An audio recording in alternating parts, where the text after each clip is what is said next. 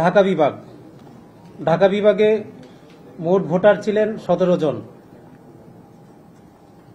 3 জন পদপ্রার্থী। 3 জন পদপ্রার্থীর মধ্যে মোহাম্মদ আমিনুল ইসলাম, উনি মোট ভোট পেয়েছেন 15টি বৈধ vote.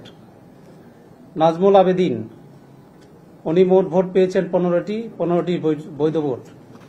S M Abdullah Al Fuad রেদোয়া, উনি কোনো ভোট পাননি, শূন্য। সুতরাং প্রাথমিকভাবে মোহাম্মদ আমিনুল ইসলাম এবং নাজমুল আবেদিন ঢাকা বিভাগীয় ক্যাটাগরিতে নির্বাচিত ঘোষণা করা হলো। 4টি বিভাগে আমাদের বিনা প্রতিদ্বন্দ্বিতায় নির্বাচিত হয়েছে, আমাদের ভোট হয়নি। সেইখান থেকে চট্টগ্রাম বিভাগে 2 জনকে নির্বাচিত ঘোষণা করা হচ্ছে। জনাব আহসান ইকবাল চৌধুরী চট্টগ্রাম বিভাগীয় ক্রীড়া সংস্থা থেকে, এবং জনাব আসিফ আকবর চট্টগ্রাম বিভাগ থেকে কুমিল্লা জেলা ক্রীড়া সংস্থার প্রতিনিধি হিসেবে।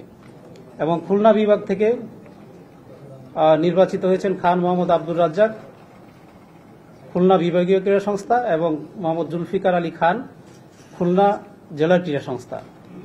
এবং সিলেট বিভাগ থেকে একটি কোটা আছে আমাদের, সেখানে একজন প্রার্থী ছিলেন,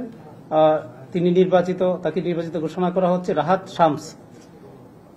এবং বরিশাল বিভাগ থেকে একজন প্রার্থীর বিপরীতে একজনই প্রার্থী ছিলেন মোহাম্মদ সাখাওয়াত হোসেন, বরিশাল বিভাগ থেকে তাকে নির্বাচিত ঘোষণা করা হচ্ছে। তিনি ভোলা জেলা ক্রীড়া সংস্থার প্রতিনিধি।